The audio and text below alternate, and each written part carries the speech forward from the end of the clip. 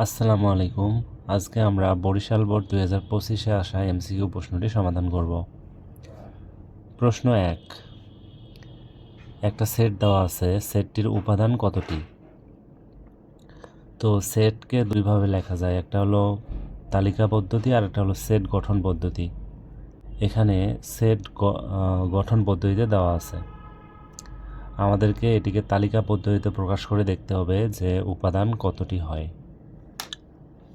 ঠিক আছে, আমরা প্রথমে সেটটি লিখে নেই। A equal to x belongs to n minus 2 6। এখানে দুইটা শর্ত দেওয়া আছে। প্রথমটি হলো x belongs to n, মানে হলো n মানে হলো স্বাভাবিক সংখ্যা। স্বাভাবিক সংখ্যা মানে হলো ধনাত্মক পূর্ণ সংখ্যা, এভাবে চলতেই থাকবে। প্রথমটি হলো x এর মান হলো স্বাভাবিক সংখ্যা, অর্থাৎ এগুলা। আর পরে আরেকটি শর্ত দেওয়া আছে যে x এর মান হলো -2 এর সমান অথবা -2 থেকে বড়, 6 এর সমান অথবা 6 থেকে ছোট। তো আমরা এটা লিখে নেই -2 -1 0 1 2 3 4 5 6। এখন যেটি দেখতে হবে সেটা হলো, প্রথমে বলা হয়েছে x এর মান হলো স্বাভাবিক সংখ্যা। এখানে এই যে এই তিনটা সংখ্যা স্বাভাবিক নয়। ঠিক আছে, স্বাভাবিক সংখ্যা মানে হলো ধনাত্মক পূর্ণ সংখ্যা, তাহলে এইগুলো হলো আমাদের মান 1 2 3 4 5 6 3 4 5 6। তাহলে আমাদের এখানে উপাদান সংখ্যা হলো 6টি।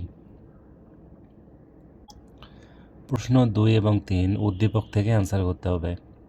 তো প্রথমে আমরা চিত্রটি অঙ্কন করে নেই। দেওয়া আছে হলো একটি বৃত্ত, এটা হলো কেন্দ্র হলো ও।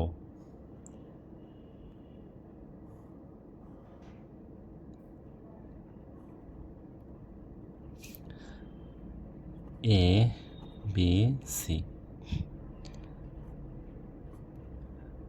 এবং অঙ্কে প্রশ্নে আরেকটা জিনিস দেওয়া আছে, সেটা হলো কোণ A B C equal to 60 degree. এই কোণটা হলো 60 ডিগ্রি। ঠিক আছে, এখন আমাদের 2 নম্বর প্রশ্ন, কোণ এসিও ইকুয়াল টু হোয়াট? কোণ এসিও এই কোণটা কত?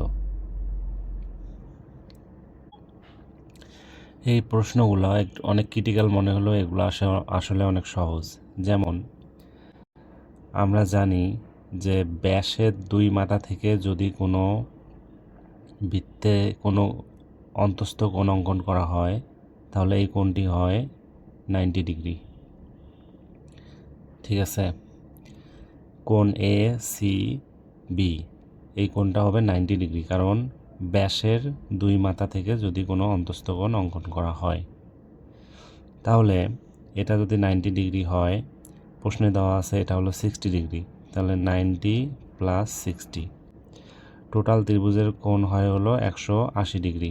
এখানে 90, এখানে 60 গেলে এই কোণটা হলো 30 ডিগ্রি। ঠিক আছে, এই কোণটা হলো 30 ডিগ্রি, তাহলে এই কোণটাও 30 ডিগ্রি হবে। কোণ এ সি ও 30 ডিগ্রি হবে। এর কারণ হলো এই যে এই বাহুটা এবং এই যে বাহুটা, এই দুইটা হলো সমান, একই বৃত্তের ব্যাসার্ধ। ব্যাসার্ধ ও সি এবং ও এ হলো ব্যাসার্ধ, এই দুইটা বাহু সমান। সমদ্বিবাহু ত্রিভুজের এই ভূমি সংলগ্ন কোণগুলো সমান হয়, অর্থাৎ এই বাহুটা এবং এই বাহুটা যদি সমান হয়, তাহলে এদের এই কোণটা আর এই কোণটা সমান হবে। তো আমরা এই ত্রিভুজ থেকে দেখতেছি যে এই কোণটা হলো 30 ডিগ্রি, তাহলে এই কোণটাও 30 ডিগ্রি হবে। 3 নম্বর প্রশ্ন, sine B A C equal to what? BAC মানে হলো সাইন 30 ডিগ্রি, BAC এর মান হলো 30 degree, sine 30 degree equal to sine 30 ডিগ্রির মান আমরা জানি half.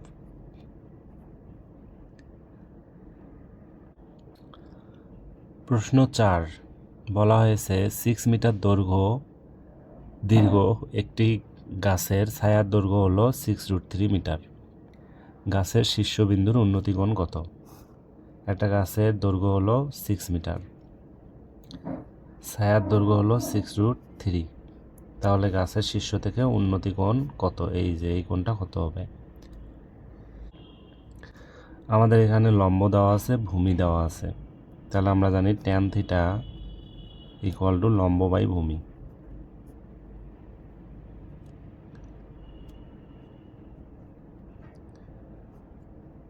Tan theta equal two লম্ব হলো 6 আর ভূমি হলো 6√3, 6 কেটে যায়, তাহলে হয় 1/√3।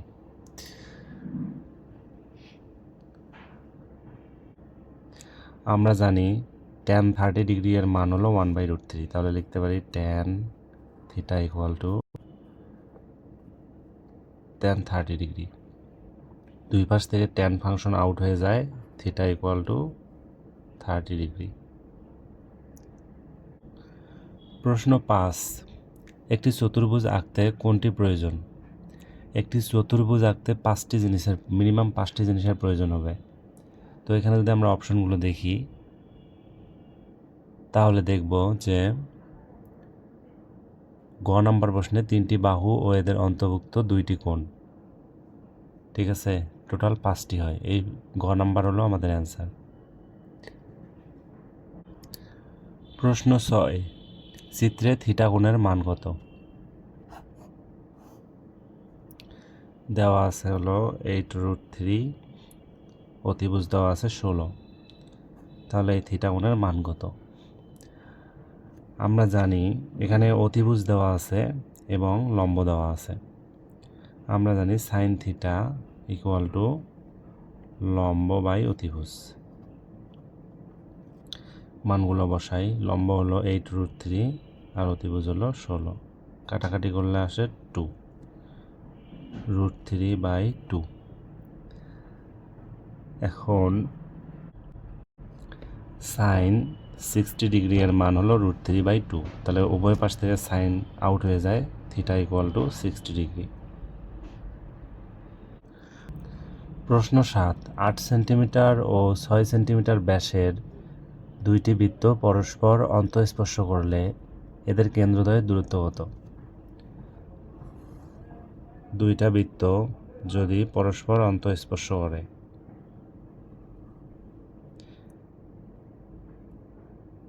এটার ব্যাস হলো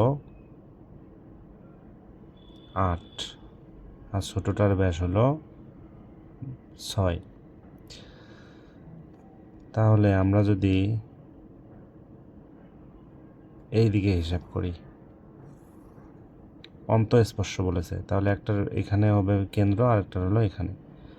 এটা এখান থেকে হলো, যেহেতু এটার ব্যাস হলো 6 সেন্টিমিটার, তাহলে এটা হবে 3 আর এটা হলো 4, তাহলে এদের কেন্দ্রদ্বয়ের দূরত্ব হবে 1, 4 থেকে 3 বাদ দিলে 1 হয়। প্রশ্ন 8 একটি বর্গের বাহুর দৈর্ঘ্য a একক এবং কর্ণের দৈর্ঘ্য x একক হলে নিচের কোনটি সঠিক? এটা একটা বর্গ আর এটা হলো কর্ণ, বলছে প্রতিটা বাহুর দৈর্ঘ্য হলো a একক আর কর্ণ হলো x, তাহলে নিচের কোনটি সঠিক? আমরা জানি বর্গের এই কোণটি 90 ডিগ্রি হয়, তাহলে এই ত্রিভুজটায় আমরা পিথাগোরাসের সূত্র অ্যাপ্লাই করতে পারি।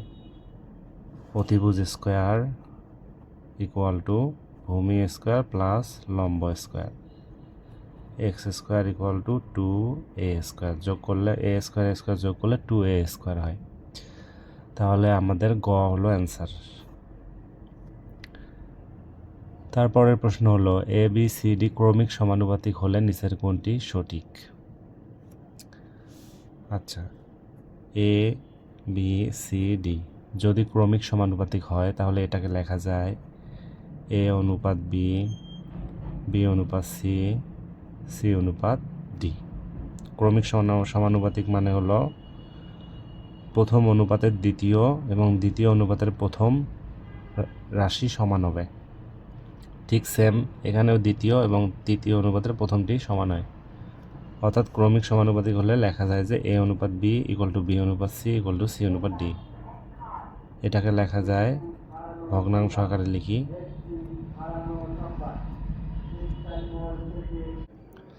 এখন আমাদের অপশনগুলো টেস্ট করে দেখতে হবে কোনটি সঠিক। প্রথম অপশন হলো B by A equal to C by B. ঠিক আছে, তো আমরা এটা এবং এটা লিখি A by B equal to B by C. এই দুটাকে উল্টে দেই, B by A equal to C by B. তাহলে 1 নম্বর অপশন মিলে যাচ্ছে, 1 নম্বর অপশন ঠিক আছে। 2 নম্বর অপশন হলো C by B equal to D by C. C by B, তাহলে এইটা আর এইটা, এটাও ঠিক উল্টে দিয়ে লিখি C by B equal to D by C. তার মানে 2 নম্বর অপশনও ঠিক আছে। 3 নম্বর অপশন হলো A by B equal to B by C equal to C by D. A by B equal to B by C equal to C by D. তার মানে 3টা অপশনেই ঠিক আছে। এভাবে যদি একাধিক অনুপাত সমান হয় তাহলে আলাদা আলাদাভাবে লেখা যায়। যেমন এটা আর এটা সমান করে লেখা যায়, এটা সমান করে লেখা যায়, এটা সমান করে লেখা যায়। তো এভাবে টেস্ট করে দেখতে হবে যে অপশনগুলো কোনগুলো সঠিক হয়। প্রশ্ন 10,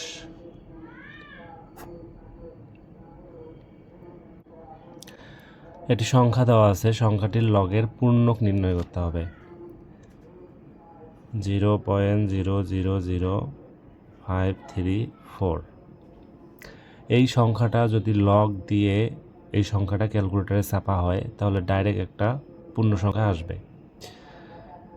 তো আরেকভাবে নির্ণয় করা যায়, সেটা হলো যে দশমিকের পর যতগুলো শূন্য থাকবে প্রথমে মাইনাস দিতে হবে, তারপর দশমিকের পর যতগুলো শূন্য থাকবে 3টা শূন্য আছে 3 লিখতে হবে, প্লাস 1 দিতে হবে, তাহলে -4। এই সংখ্যাটার লগের পূর্ণক হলো -4। এটাকে লেখা হয় এইভাবে উপরে বার আকারে। তাহলে ক নাম্বার হলো অ্যান্সার। প্রশ্ন 11, একটি সমীকরণ দেওয়া আছে, সমাধান সেট নির্ণয় করতে হবে।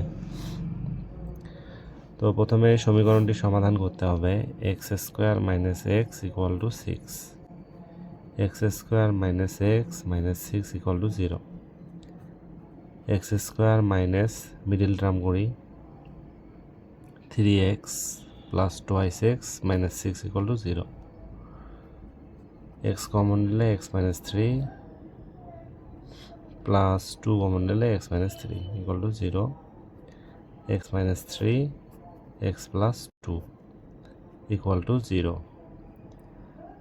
তাহলে x ইকুয়াল টু লেখা যায় -3, এখানে লেখা যায় x ইকুয়াল টু, এখানে -3 আছে তাহলে +3 হয়, আর এখানে +2 আছে তাহলে x ইকুয়াল টু -2 লেখা যায়।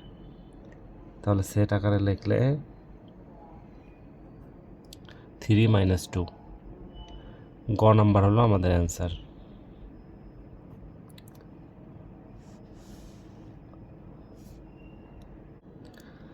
তারপর পরিসংখ্যানের একটি উদ্দীপক দেওয়া আছে, সেটা থেকে 12 এবং 13 অ্যান্সার করতে হবে। প্রথমে আমরা উদ্দীপকটি তুলে নেই। আচ্ছা, এই শ্রেণীব্যাপ্তি এবং গণসংখ্যা দেওয়া আছে। তো 12 এবং 13 অ্যান্সার করার পূর্বে আমরা একটি কাজ করে নিব। এটা করলে আমাদের প্রশ্নের অ্যান্সার করা অনেক সহজ হয়ে যায়। সেটা হলো যে ক্রমযোজিত গণসংখ্যা বের করে নিব। ক্রমযোজিত গণসংখ্যা বের করে নিব এটা। ঠিক আছে, ক্রমযোজিত গণসংখ্যা মানে হলো এখানে 4 আছে, পরেরটাই হলো এই দুটো যোগ হয়ে বসবে 19, তারপরেরটায় এটা আর এটা যোগ হবে 39, তারপরেরটা এটা আর এটা 49, তারপরটা এটা এবং এটা 56। তো আমাদের এখানে 12 নম্বর প্রশ্ন বলা হয়েছে যে মধ্যক নির্ণয়ের ক্ষেত্রে এফসি এর মান কত। এফসি মানে হলো যে মধ্যক যে শ্রেণীটা আছে তার পূর্বের শ্রেণীর ক্রমযোজিত গণসংখ্যা। তো আমাদের এখানে প্রথমে মধ্যক শ্রেণীটা নির্ণয় করতে হবে। আমাদের টোটাল এখানে গণসংখ্যা হলো 56। 56কে যদি 2 দিয়ে ভাগ করি তাহলে আসে হলো 28। এখন দেখতে হবে এই 28 নাম্বার গণসংখ্যা কোন শ্রেণীতে আছে। তাহলে আমরা এখান পর্যন্ত দেখতেছি 19 আর এখানে হলো 39 পর্যন্ত, তার মানে এই ঘরটায় আছে। এটাই হলো আমাদের মধ্যক শ্রেণী। এফসি মানে হলো মধ্যক শ্রেণীর পূর্বের শ্রেণীর ক্রমযোজিত গণসংখ্যা, মানে হলো এইটা 19। ঠিক আছে, মধ্যক শ্রেণীর পূর্ববর্তী শ্রেণীর ক্রমযোজিত গণসংখ্যা, এটাকে বলা হয় এফসি। মধ্যক নির্ণয়ের যে সূত্র আছে সেটা দেখলে তোমরা বুঝতে পারবে। তো মধ্যক নির্ণয়ের সূত্র হলো যে মধ্যক equal to L plus n/2 minus FC h/fn। ঠিক আছে, এখানে এই যে এফসি। তারপরের প্রশ্নে বলা হয়েছে প্রচুরক নির্ণয়ের ক্ষেত্রে এটার মান কত। f1 plus f2। প্রচুরক নির্ণয়ের ক্ষেত্রে f1 মানে হলো প্রচুরক শ্রেণী এবং প্রচুরক শ্রেণীর গণসংখ্যার সাথে তার পূর্ববর্তী শ্রেণীর গণসংখ্যার পার্থক্য। তো আমাদের এখানে প্রথমেই দেখতে হবে প্রচুরক শ্রেণী কোনটা। প্রচুরক শ্রেণী মানে হলো যে শ্রেণীতে গণসংখ্যা সবথেকে বেশি। তো আমাদের এখানে দেখলে দেখা যাবে যে এই যে 20, মানে এই শ্রেণীতে গণসংখ্যা সবথেকে বেশি, তার মানে এটাই আমাদের প্রচুরক শ্রেণী। তো f1 মানে হলো প্রচুরক শ্রেণীর গণসংখ্যার সাথে তার পূর্বের গণসংখ্যা বিয়োগ যাবে, তাহলে 5। f2 মানে হলো প্রচুরক শ্রেণীর গণসংখ্যার সাথে তার পরের যে গণসংখ্যা আছে এটি বিয়োগ যাবে, তাহলে 20 সাথে 10 বিয়োগ করলে আসে 10। তাহলে আমাদের অ্যান্সার হলো 5/15।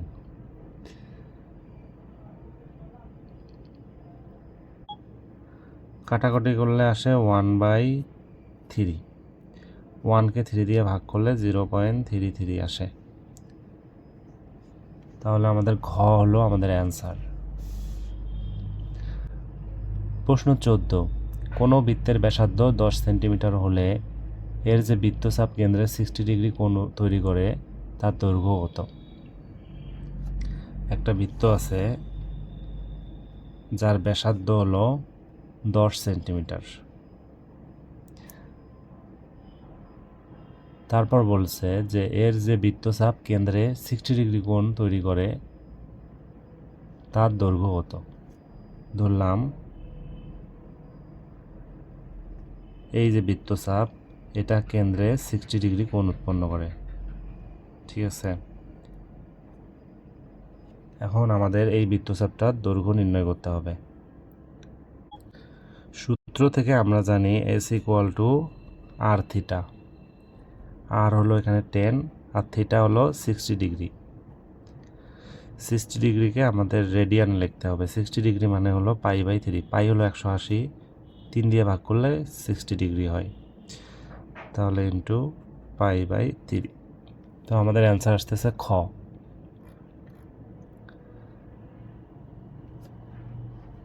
প্রশ্ন 15। প্রশ্ন 15 একটি চিত্র দেওয়া আছে।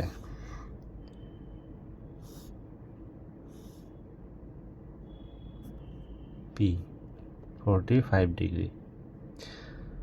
তারপর এখানে এটা হলো কেন্দ্র,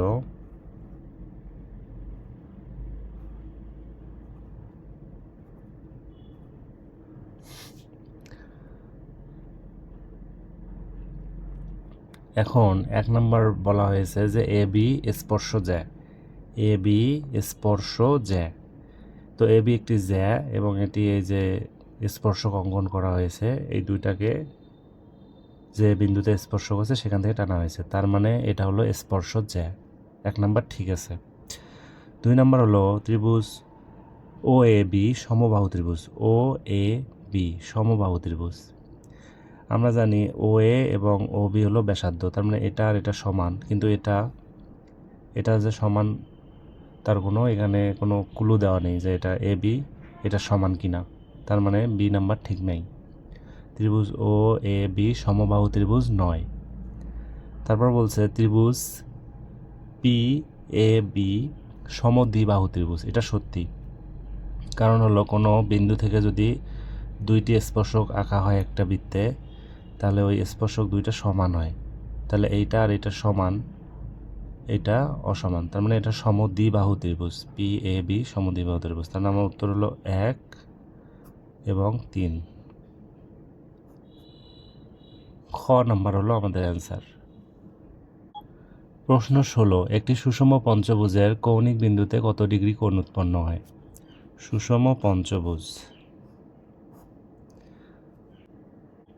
মানে হলো সবগুলো বাহু সমান, তাহলে এই কোণগুলো কত ডিগ্রি করে হয়েছে, এটা আমরা একটা সূত্র দিয়ে নির্ণয় করতে পারি। n-2 180 ডিগ্রি ভাগ n,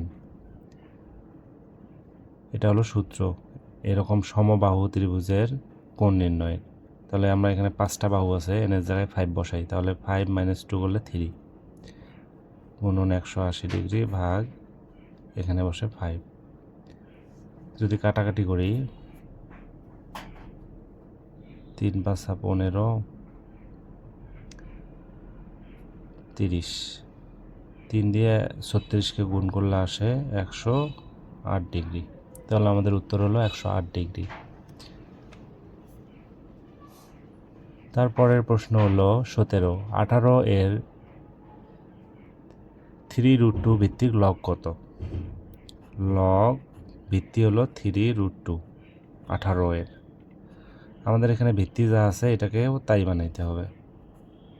3√2 এখন এটার উপর কি করলে 18 হয়? আমরা যদি স্কোয়ার করি তাহলে 3√2 এর উপর স্কোয়ার করলে 18 হয়, 3 × 3 = 9 হয়, আর এখানে √2 গুণ করলে 2 হয়, তাহলে 9 × 2 = 18। তো লগের সূত্র থেকে আমরা জানি যে এরকম ভিত্তি আর মিলে গেলে 2 সামনে চলে আসে এবং এটা মিলে 1 হয়ে যায়, তাহলে আমাদের অ্যান্সার হলো 2। প্রশ্ন 18, দুইটা সমীকরণ দেওয়া আছে, বলা হয়েছে এই সমীকরণের xy কত। তো ক্যালকুলেশন করে আমাদের xy এর মান বের করতে হবে। আমাদের দেওয়া আছে ax + by = a², আর একটা সমীকরণ দেওয়া আছে bx - ay = ab। আমাদের এখানে ax আছে, এখানে bx, তো আমরা উপরের সমীকরণকে b দিয়ে গুণ করে নিচের সমীকরণকে a দিয়ে গুণ করি, তাহলে পাই উপরে যদি b দিয়ে গুণ করি abx b² y = a²b। এই সমীকরণটাকে a দিয়ে গুণ করি, তাহলে abx - a² y = a²b। এখন যদি বিয়োগ করি তাহলে চিহ্ন চেঞ্জ হয়ে যায়, এটা কেটে যায়, এদিকে থাকে হলো b² y + a² y, এদিকে থাকে a²b - a²b। y কমন নিলে এখানে থাকে b² + a², এখানে কাটাকাটি গিয়ে 0 হয়ে যায়, তারপর এটা ওইদিকে গিয়ে ভাগ হলে 0 হয়ে যায়, তাহলে y = 0। y এর মান যে কোনো একটা সমীকরণে বসায় দিলে আমরা পাই, যদি এটাতে বসাই তাহলে ax, এখানে y এর মান 0 বসালে এটা 0 হয়ে যায়, তাহলে ax = a², ax = a²/a, কাটাকাটি করলে a, তাহলে x এর মান হলো a আর y এর মান হলো 0, তাহলে xy = লেখা যায় a, 0। তাহলে আমাদের অ্যান্সার হলো ঘ। প্রশ্ন 19, বার্ষিক 7% হার মুনাফায় 700 টাকার কত বছরের সরল মুনাফা 245 টাকা। সরল মুনাফার সূত্র থেকে আমরা জানি I equal to P N R. I মানে হলো ইন্টারেস্ট, পি মানে আসল, এন মানে হলো বছর, আর আর মানে হলো মুনাফার হার। আমাদের এন দরকার। পি আর এদিকে ভাগ করে দিলে এটা হয়। ইন্টারেস্ট হলো 245, আসল হলো 700, আর মুনাফার হার হলো 7%। কাটাকাটি যদি করি, এটা এটা কাটলে আসে 7, 7 7 49, তাহলে 245/49, 5 49 245, তাহলে এন ইকুয়াল টু আসতেছে 5 বছর। তাহলে 5 হলো আমাদের অ্যান্সার। প্রশ্ন 20, একটি ধারা দেওয়া আছে।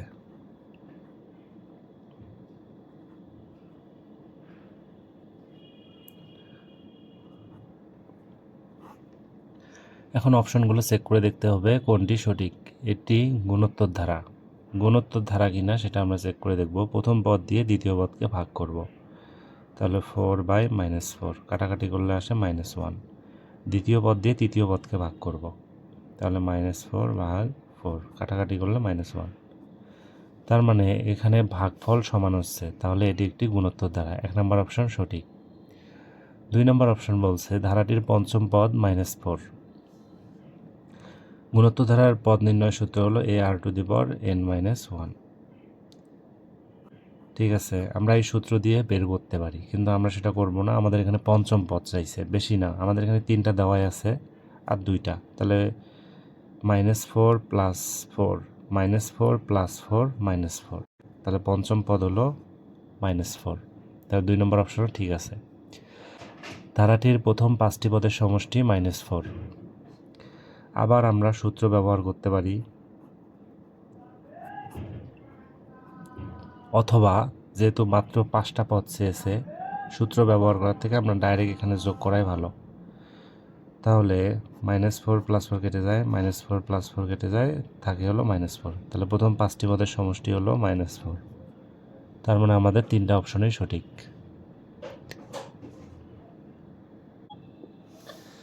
প্রশ্ন 21 এবং 22, একটি উদ্দীপক থেকে অ্যান্সার করতে হবে। a + 1/a = √6। প্রশ্ন 21 দেওয়া আছে a² + 1/a² এর মান কত। সূত্র থেকে জানি a² + b² সূত্র হলো a + b² - 2ab। এ কেটে যায়, মান বসায় দেই, 6 - 2 = 4। 21 নম্বরের উত্তর হলো 4। তারপরের প্রশ্ন হলো 22, a - 1/a²। এটার মান কত। আমরা জানি সূত্র থেকে, যেহেতু এখানে a + 1/a এর মান দেওয়া আছে, তো আমরা ওই সূত্রটি বসাবো, a + 1/a² - 4ab। কাটা যায় a, মান বসায় দেই, 4, 6 - 4 = 2। 2 হলো আমাদের অ্যান্সার। তারপরের প্রশ্ন হলো 23 নম্বর। 23 নম্বরে বলা হয়েছে নিচের কোন দৈর্ঘ্যের বাহুগুলো দ্বারা ত্রিভুজ অঙ্কন করা সম্ভব। আমরা একটি উপপাদ্য থেকে জানি যে ত্রিভুজের যে কোনো 2টা বাহুর যোগফল তৃতীয় বাহু অপেক্ষা বড় হবে। অর্থাৎ 2টা বাহু যদি যোগ করা হয়, 3 নম্বর বাহু অপেক্ষা এটি বড় হবে। এখন আমরা অপশনগুলো টেস্ট করে দেখি। 1 নম্বর অপশন হলো প্রথম 2টা বাহু হলো 2 + 3 = আসতেছে 5। 3 নম্বর বাহু হলো 6। দেখা যাচ্ছে 2টার যোগফল 3 নম্বর থেকে বড় হইতেছে না, ছোট হইতেছে। তার মানে 1 নম্বর অপশন ভুল। 2 নম্বর অপশন দেখি, 2 + 4, এটা কি হবে, 3 নম্বর বাহু থেকে বড় হবে। তো আমাদের এখানে এটা ট্রু। 2টা বাহুর যোগফল 6 আসতেছে, যা 3 নম্বর বাহু থেকে বড়। তাহলে খ নম্বর হলো আমাদের অপশন অ্যান্সার। উপপাদ্যে বলা হয়েছে যে দুইটি বাহুর যোগফল 3 নম্বর বাহু অপেক্ষা বড় হবে, এই সত্য যেটা মানবে সেটাই আমাদের অ্যান্সার। তো খ নাম্বার মানতেছে। তারপরের প্রশ্ন হলো দুইটা সেট দেওয়া আছে, এ বাদ বি নির্ণয় করতে হবে, সেট দুইটার বিয়োগফল নির্ণয় করতে হবে। 2 3 4, বি হলো 3 4 5, এ বাদ বি নির্ণয় করতে হবে, অর্থাৎ এ থেকে বি বাদ দিতে হবে।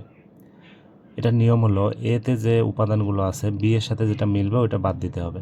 তাহলে 3 মিলতেছে 3 বাদ, 4 মিলতেছে 4 বাদ, বাকি থেকে 2 মিলতেছে না 2 হলো আমাদের অ্যান্সার। এখানে নিচে বিতে 5 আছে, বিয়োগ করার নিয়ম হলো যে শুধু এটা হিসাব করতে হবে, এটার সাথে যেটা মিলবে সেটা বাদ দিয়ে বাকিটা লিখতে হবে। তাহলে 3 আর 4 মিলতেছে, 2 নেই, 2 আমাদের অ্যান্সার। অনেকেই ভুল করে এখানে 5 লিখে রাখে, 5 হবে না। তারপরের প্রশ্ন হলো 0.012 পৌনঃপুনিক ইকুয়াল টু কত, মানে এটাকে সাধারণ ভগ্নাংশে প্রকাশ করতে হবে। সাধারণ ভগ্নাংশে প্রকাশের নিয়ম হলো যে প্রথমেই পুরো সংখ্যাটি লিখতে হবে, এটা থেকে বিয়োগ করতে হবে পৌনঃপুনিকের বাম পাশে যা আছে, বাম পাশে 0 আছে। তারপর নিচে লিখতে হবে যতগুলো সংখ্যার উপর পৌনঃপুনিক আছে ততগুলো 9, আর দশমিক পর্যন্ত যতগুলো সংখ্যা আছে অতটি 0, একটা সংখ্যা আছে একটা 0, তাহলে আসতেছে 12/990। কাটাকাটি যদি করি, এখন কাটাকাটি যদি করি 3 দিয়ে কাটলে 3 4 12, এখানে হলো 330। আবার যদি 2 দিয়ে কাটি 2 2 4, এখানে আসে হলো 165, 2/165, এটা হলো আমাদের অ্যান্সার। প্রশ্ন 26, tan 60 degree minus theta equal two 1/√3, তাহলে থিটা এর মান কত? 1/√3, tan কত ডিগ্রি এর মান 1/√3, tan 30 ডিগ্রি এর মান হলো 1/√3। উভয় পাশ থেকে tan উঠে যায়, তাহলে 60 degree minus theta equal to 30 degree. Theta minus থিটাকে ওইদিকে পার করে দিই, 30 ডিগ্রিকে এইদিকে নিয়ে আসি, তাহলে থিটা ইকুয়াল টু 30 ডিগ্রি, এটা হলো আমাদের অ্যান্সার। 27 এবং 28 একটি উদ্দীপক থেকে অ্যান্সার করতে হবে। একটি বেলুনের ভূমির ব্যাস হলো 12 সেন্টিমিটার ও উচ্চতা হলো 8 সেন্টিমিটার। বেলুন মানে হলো সিলিন্ডার এই টাইপের। বলা হয়েছে ভূমির ব্যাস হলো 12 সেন্টিমিটার আর উচ্চতা হলো 8 সেন্টিমিটার উচ্চতা। তাহলে এখানে 27 নম্বর প্রশ্নে বলা হয়েছে বেলুনটির বক্রপৃষ্ঠের ক্ষেত্রফল কত? বক্রপৃষ্ঠ মানে হলো এই যে যেটা হলো এই ঘেরটা হলো বক্রপৃষ্ঠ। বলছে যে এটার ক্ষেত্রফল কত? বেলুনের বক্রতলের ক্ষেত্রফল নির্ণয়ের সূত্র হলো 2πr/h।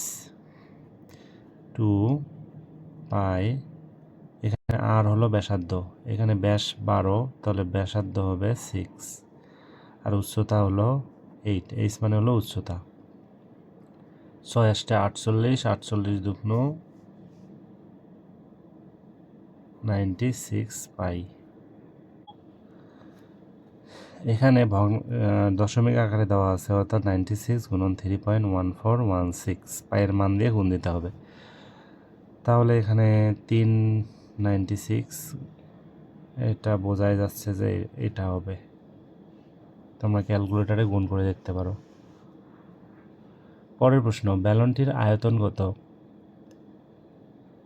ব্যালনের আয়তন নির্ণয়ের সূত্র হলো ভূমির ক্ষেত্রফল গুণন উচ্চতা। ভূমির ক্ষেত্রফল হলো, যেহেতু এটা একটা বৃত্ত, পাই আর স্কোয়ার গুণন উচ্চতা 8। ঠিক আছে, ব্যালনের ক্ষেত্রফল আয়তন নির্ণয় সূত্র হলো ভূমির ক্ষেত্রফল গুণন উচ্চতা। ভূমির ক্ষেত্রফল হলো পাই আর স্কোয়ার, আর এখানে উচ্চতা হলো 8। তা মান বসিয়ে দেই। পাই আর হলো 6 স্কোয়ার গুণন 8, 3.1416 গুণন 36 গুণন 8। এটা গুণ করলে আসতেছে 904.78। তো আমাদের ঘ নাম্বার হলো আমাদের উত্তর। প্রশ্ন 29, লগ x4 = -2 হলে x এর মান কত? সূত্র দেখে আমরা জানি যে এটাকে লেখা যায় বেসের উপর এটা এসে স্কোয়ার হয়, =4 হয়। অর্থাৎ ভিত্তির উপর যেটা ইকুয়াল টু দেওয়া থাকে ওইটা এসে পাওয়ার হয়, আর এটা ইকুয়াল টু এটা হয়। এটাকে লেখা যায় 1/x² = 4। যদি উল্টায় দেই,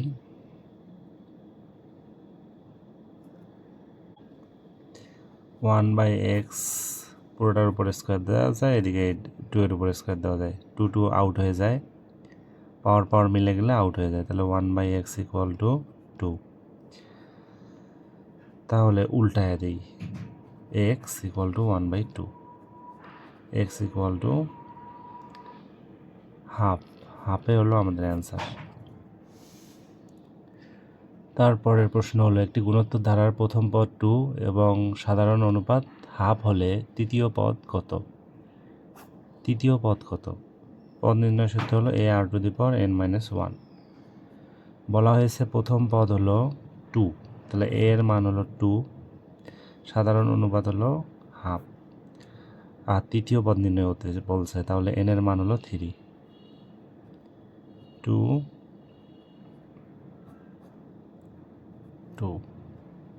2 ইন্টু এটা স্কোয়ার করে দিলে হয় 1/4, কাটাকাটি করলে 2 = হাফ হলো আমাদের অ্যান্সার।